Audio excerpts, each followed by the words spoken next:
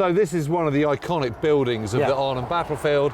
And this is the scene, really, of the destruction of 1st Parachute Brigade and others. Yeah, exactly. So we're on the higher road, the Utrechtsweg, which runs. Yeah, the bottleneck is just literally here. Just there. The Urquhart's flat is just there. Around the corner. I mean, not quite spitting distance. I mean, we'd get saliva near it. You know, I'd like to think I could get my my hand grenade close. over the brow of the hill. Yeah. And then the hill runs back down, and there's the railway station. And this is the steep escarpment. Really steep escarpment. Flat road down there. German brickworks opposite. Yep. So, as you're pushing up this thing, you are literally you've Germans in front of you, down that way. Yep. You've Germans on your left flank. Germans well, I know what I'd do if I was the Germans. Just round the kink in that bend. Yeah. I'd have a few anti-tank guns and tanks and stugs and stuff. Well, you don't need the anti-tank guns. No. Because you don't need there's no tanks. No, but they're just very powerful. But so what happens is the South Staffs come up here. These are the guys who originally they're reserve, but also sent off to go and drop zone defence, landing zone. Drop zone defence. But they get here and they're at about 80% strength. Getting into Arnhem has been trickier than all that, right? It's been a tricky business coming out of the Utrechtsweg. It's been difficult, full of friction. 4 rifle companies really of about 120 people, roughly, but give or take, because they've been fighting their way to here. And they now push up the hill, while down there is the 1-power attack that's also gone in conjunction accidentally with a 3-power attack with 11-power waiting back there. And the thing about this is it's not very far around the corner to this building that they all call the monastery. It's actually a museum, but they all call it the monastery in the accounts. And the thing is, from here it's no walk at all, but to get to that building they lose half their strength fighting their way up the hill, right? It's all bad from here on in. And so, again, what's happening here is you're just being horribly canalised, aren't you? Well, you're the meat and the sandwich. You know, the German brickworks over there. You can't do anything about that, right? And they're spitting cannons across the river. And they're calling in a bit of fire as a counter battery fire from Oosterbeek, what they can. But you know, 1st Airborne doesn't have any real heavy metal for dealing with a thing like that. The Germans are in the railway sidings over there behind the allotments by the hospital. And in fact, they set up a really big mortar behind the hospital at one point, which is seen as terribly bad form because you can't respond to that because you might hit the hospital. Though there are plenty of parachutists throwing grenades out of hospital windows and machine gunning. You know, there's quite a lot of disagreement about who behaves worse in the hospital. Germans bursting in and machine gunning the corridors and all this sort of stuff. But the South Staffs go up the hill, and I think we should go up to the monastery, the museum, and have a look at what happens to the South Staffs there. And one of the big problems is, in terms of the anti-tank effort, is you know as well as I do, in Normandy how you deal with German armour is you entice it out and then you trap it in your anti-tank web, in your net of 6-pounders and 17-pounders. And if things are really bad, you use your Piats. If things have gone a bit pear-shaped, you use your Piat, your man-portable anti-tank weapon. That's only really any good at sort of 50 yards and under, right? 1st Airborne are not doing that. They can't do that. They can't entice the Panzers down onto the 6-pounders. There are a couple of 6-pounders all the way back there. There's a 17-pounder back at Den Brink, but they can't entice the... See, there's the railway. Yeah, exactly. There's the railway. There's the railway. There is no room for manoeuvre. No, you can't flank round that. Anyway, so we'll walk up, we'll go around the corner, we'll get to the monastery, the museum, we'll talk about that, Right, so this is the museum. Yes, they call it the monastery. Well, because it's got that kind of slightly, faintly kind of ecclesiastical look to it, hasn't it? And this is as far as the South Staffs get. Down there is the end of the embankment. Just there is the beginning of the buildings that eventually line up opposite the railway station. The town. There's the town. There it is. So the South Staffs get up to here. It costs them about half their strength to get up to here. There's that very iconic photograph of the South Staffs just on that building just down there, that yellow building. That's right. And there's a hollow behind the museum. Right. That they're basically a couple of hundred of them dig into. Yeah, because it's that dropping down to the that embankment, the escarpment. And the Germans are sending tanks along here, or self-propelled guns along here, right? And it comes down to man with Piat versus Stug, right?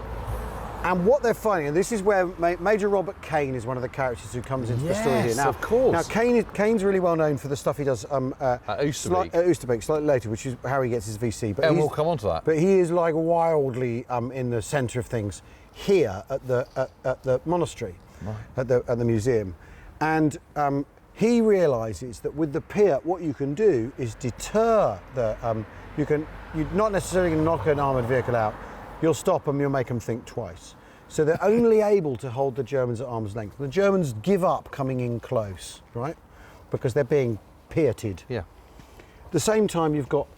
And let's not forget also that those German troops are not particularly good troops. No. They're not particularly well trained. They don't want to be shot at by Pierts. Thank you very much. Exactly. Well, not when a Stug could sit back there and shell these people out of this building. And that's gradually what happens. So they start their attack up like 6:30 in the morning. They come up. They get to here by about 9. By 11, they've run out of Piert ammunition, right? And it's quite clear that they're really in trouble. And the chaplain, Buchanan, I think his name is, decides we need to get out of here. Yeah. And they make a bolt for it. Among the number here is a guy called Jack Reynolds, and Jack Reynolds is really, really famous. Jack Reynolds is the photo at Arnhem where he flicks the V. He flicks the V at the German film cameraman as he's being taken away that way. Yes. Prisoner, right?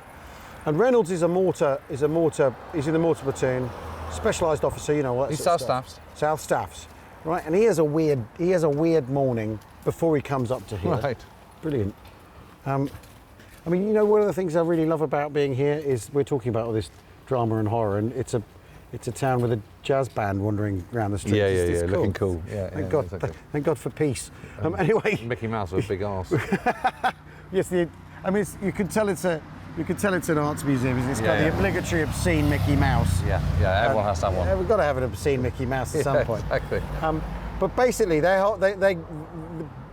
have to get out of here. Yeah. It's too much. And Kane orders some men into some houses the other side of the road, and then he realises actually all he's done is set them up to be shelled out and smashed up too. And numbers of people getting killed and wounded is mounting rapidly. Yeah. So they get out, and he's scarp, and it's a every man for himself rush, right? And Kane goes down the line route, doesn't he?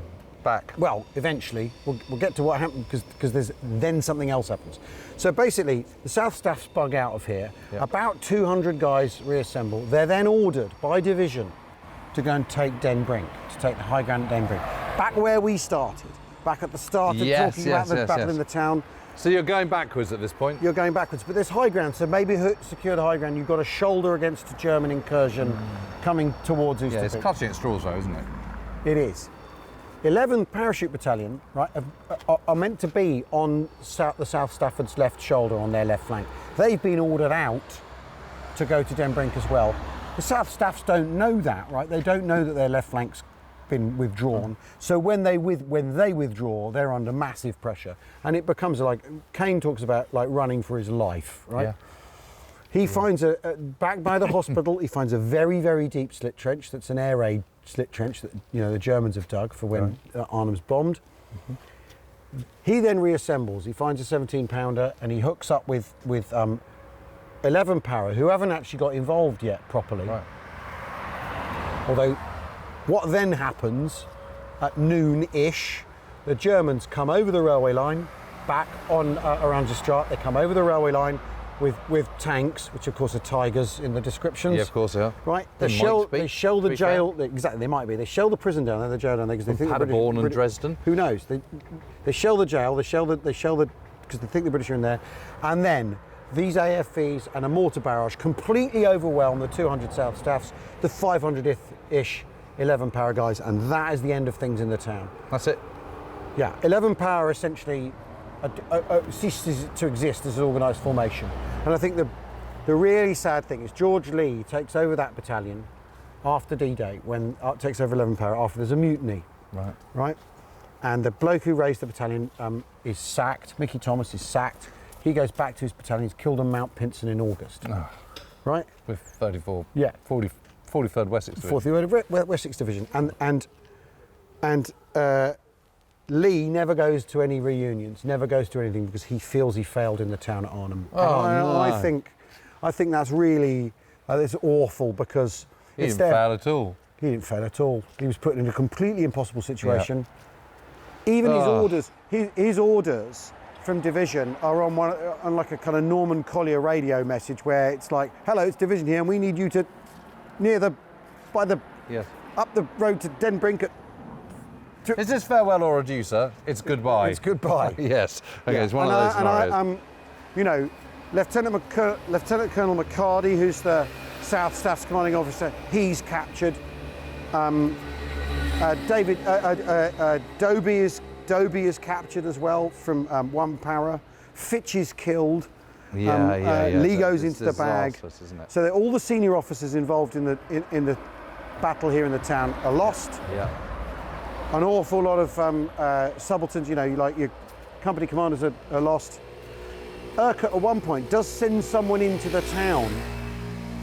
He sends in the second in command from 1st Air Landing Brigade, a guy called Colonel Hilary Barlow, sends him into town and he's killed by a mortar, like basically vaporised by a mortar. The minute he pulls up in his jeep back down, it's just in the bottleneck, he's gone. So even the effort to put someone in charge here fails. And the thing is, they are so close, but they're never, ever going to get through here because if they'd done it on... They might be close, but it might be 50 miles away. If they'd done it on Sunday, they'd have got through. If they'd done it, maybe even if they'd been a concerted effort like that on the Monday, they'd have got through. But Tuesday, no dice. And this is the high watermark of the rest of the division's efforts to get to the bridge. Well, I'll tell you what, that photo there, let's have a look. I just want to show you that again, because it's look, there they all are. Yeah. They've just been captured. Yeah. You know, they're the Germans. Reynolds says... Knocked out. I don't know why that's the remains. Reynolds says nothing had prepared him for being a prisoner. Really? You have to do exactly as you're told. You have no free will anymore. You've got to do everything you're told immediately. Yeah. And other guys who are captured say, I'd mentally prepared myself for being wounded. I'd mentally prepared myself to an extent for being killed, but I hadn't prepared myself for being captured. It was never in my imagining of how. Well, do you remember when you interviewed that Fallschirmjäger? Yeah. He was captured in Normandy. Yeah, yeah. And he sat on stage and said, "What for you was the worst moment of the war?" And he said, "The day I was taken prisoner." Yeah. Yeah. Yeah. Maybe it's. I assume that was just because he was a rabid Nazi, but actually it might not be. It might just be because. But it's humiliating. It's humiliating. And I assume this is the Hotel Pax, the Hotel Peace, because. Yeah. You know, if you're Dutch, you think we want some peace here now. We've had enough. We've had enough war. Enough of the warfare. Yeah, fair enough. But the monastery, the museum, the high water mark of the South Staff's effort. And it's all happening here in this narrow corridor. I mean, and you think, surely in this huge town you can go around the back, you can do this. Yeah. No, you can't. No, you can't. You can't. You're stuck here. And you know, we keep saying it, but this is why you walk the ground. Because when you're here, you go, right, I get it. Yeah. Well, I mean, in a way, you can't. I mean, look at the drop off there. I mean, part of the thing is also, I know when I first came here in 1984 with my dad. Yeah. Is we went to the bridge and then you go, oh, it's all different. And then we walked the used to beat perimeter and it's kind of like, oh, it's all roughly the same, right? But we didn't look too hard at here, and we didn't look too hard at what the problems were here, because this is kind of over like that. You know, this is, you know, the Tuesday by noon. Yep. It's game over. It's game over. And you really do feel... If you're going to win these battles, you've got to win them quick. That's the bottom line. But you just think the mental strain for the men in charge and for the men themselves, for the other ranks. I mean, it's unbearable to think about. We've just spent the whole day wandering around Arnhem, and I've been building up all sorts of thoughts. And I think the only way we should end this day is by going to a pub. Yes. Getting a beer. Yes. And letting me tell you all the thoughts I've had. Okay. I think it's impossible to argue with that. To follow walking the ground with drinking the pint. Yeah. What's not to like? Like and subscribe. They make me say this. They're holding my family hostage. I hate having to do it. Like and subscribe. Right. Should we go to the pub? Let's go to the pub.